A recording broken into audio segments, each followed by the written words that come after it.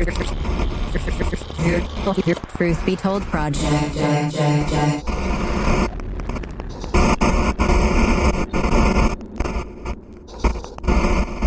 Welcome to the Truth Be Told Project. I'm your host, Jay, and if you've been here before, you already know we don't do surface level here. We go underneath, we find the root, and we build from there. Today's episode, this one hit close to home for me. Real close. We're talking about patterns, specifically why you keep ending up in the same relationships with different people. Different names, different faces, same story, same ending. If that landed, stay with me.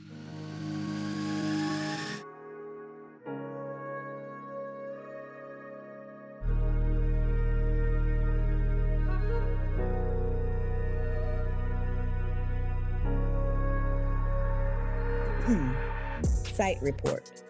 Here's what we're looking at. In this segment, we look at foundational issues. Let's get into it. Let me paint a picture.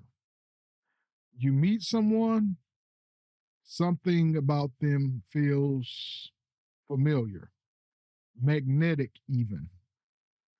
You can't explain it. It just feels right. Or at least it feels like something. And for people who've been running on empty emotionally, something feels like everything. So you lean in. And for a while, it's good. Maybe even really good. But then the cracks start to show. The same cracks you've seen before. The unavailability, the inconsistency, the hot and cold, the push and pull, the person who says they want you, but shows you something completely different.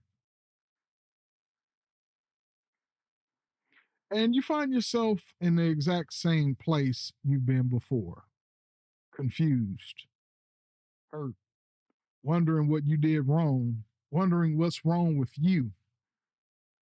Here's the truth. It's not bad luck.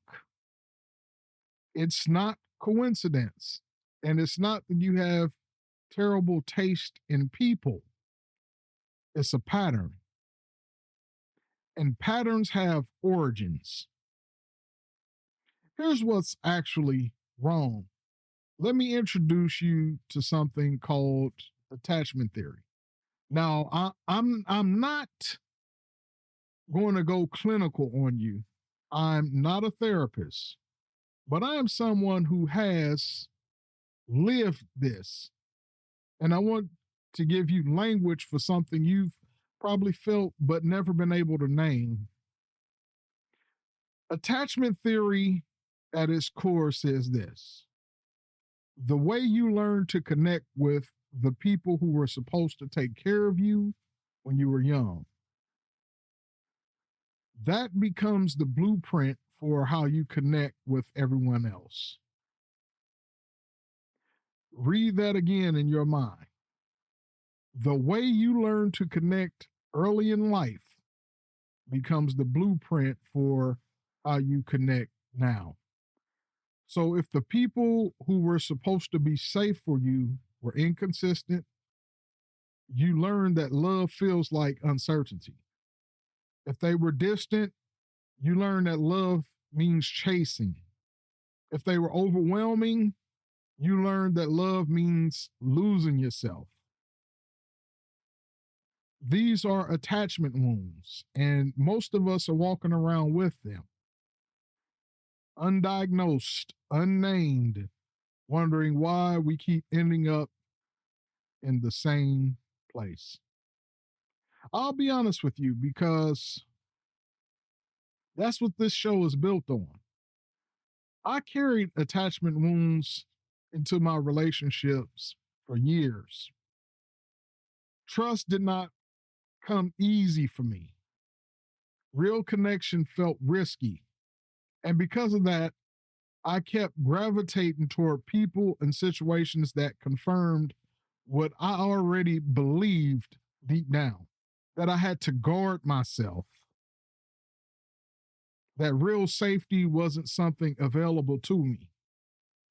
Not because the people I chose were villains or anything like that, but because something in me recognized the familiarity. The wound was comfortable, even when it was painful. And that is one of the hardest things to accept about this work. Familiar doesn't mean healthy, it just means known. Our default. At times, we operate our lives on autopilot. We just go with the flow without recognizing it. In this segment, we learn how we're just going with the flow. Boy, this is getting good. So, what do most of us do with attachment wounds we don't know we have? We cope. Some of us become anxious attachers. We over pursue, we people please, we shrink ourselves down just to keep someone close. We mistake intensity for intimacy. We call anxiety chemistry. Some of us become avoidant. We keep people at arm's length. We pull away when things get real. We tell ourselves, we just don't need that much from people. We call walls independence. Some of us bounce between both, wanting closeness desperately, then running from it the moment we actually get it. Craving connection and fearing it at the same time. And here's the default move. We keep choosing people who match our wound, not consciously, not on purpose, but the nervous system is always in conversation with the environment we're in, and it pulls toward what it recognizes. So if your wounds say love is inconsistent, you'll find inconsistent people and call it passion. If your wound says, I have to earn my place, you'll find people who make you work for their affection and call it worth it. The default isn't a character flaw. It's a survival strategy that's outlived its usefulness. Disruption. This is the segment where we interrupt the cycle. We must break certain patterns. Let's get into it. Here's where we interrupt the cycle. So, how do you break the pattern? First, you have to be willing to look at it. And I mean, really look at it. Not just say, yeah, I have trust issues, and keep moving. But actually sit with the question, where did I learn that this is what love looks like? That question is a disruptor, because the moment you trace the pattern back to its origin, it loses some of its power. It stops being just how I am and starts being how I was shaped. And things that were shaped can be reshaped. Second disruption. Get honest about the signals you've been ignoring. Most of us know early. We pick up on the inconsistency, the red flags, the gut feeling that something is off, but the attachment wound overrides the signal. The familiar feels safer than the unknown, even when the unknown might actually be better for us. Healthy connection might feel boring at first to someone who's used to chaos. Stability might feel like indifference to someone who's been chasing unavailability. That's the disruption. Learning to trust the calm. Third, this one is important. You have to grieve the relationships shaped by the wound, not just let them go, actually grieve them. Because behind every pattern is a need that never got fully met. And that need deserves to be acknowledged, not bypassed. The blueprint. In the last segment, we learned to disrupt and break certain patterns. In this segment, we learn how to plan to build a new foundation and structure. Give yourself a pat on the back for beginning a new journey. All right, let's build something practical. Step one, name your attachment style. Do the work to understand whether you trend anxious, avoidant, or fearful avoidant. There are solid resources out there. A book called Attached by Amir Levine is a great place to start. The goal isn't to label yourself. It's to understand your default setting so you can interrupt it. Step two, map the pattern. Pull up the last 2 or 3 significant relationships in your life, romantic or otherwise, and look for the thread. What felt familiar? What did they have in common? What need were you trying to get met? Write it down. Don't just think it. Write it. Step 3, build a new checklist. Not a list of surface qualities. I mean a list of how you want to feel in a relationship. Safe, seen, not anxious, not performing, consistent. Use that feeling list as your filter, not chemistry alone. Step 4, and this might be the hardest one, consider working with a therapist who specializes in attachment.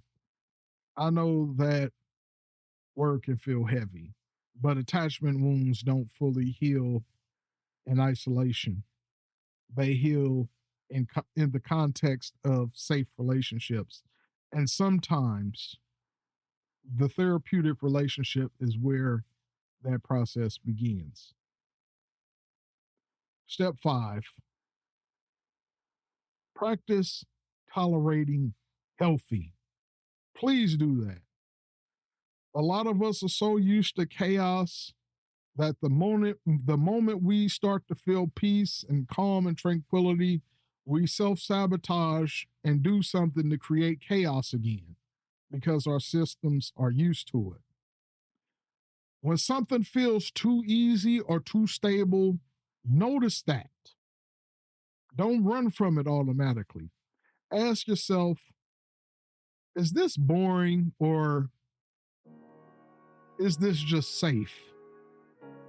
There's a difference, and learning to tell them apart, that's part of the work. The commission. In the last segment, you were given the blueprint or plan to build something new. In this final segment, you are challenged to begin building. Let's build together. Here's the charge. I want to close with this. The fact that you've been in cycles doesn't mean you're broken. It means you've been trying to get a real need met. Connection, safety, love, with the only tools you were given early on in life. But you're not early on anymore. You have more information now, more capacity, more choice, and choosing differently, even when the familiar is calling. That's where the pattern breaks. That's where the blueprint begins. You don't have to keep attracting the same people, but first, you have to be willing to stop being attracted to the same wound. That's the truth, and now you know it. If this episode hit something in you, share it with someone who needs it. Leave a review, and if you're just now finding the Truth Be Told Project, welcome. There's been some changes, and hopefully you've enjoyed this, the first episode in the changes I'm implementing in the structure of the show. This is what we're here to do, help people change. Until next time, remember, stop drifting, start designing. I'll see you next time. Peace.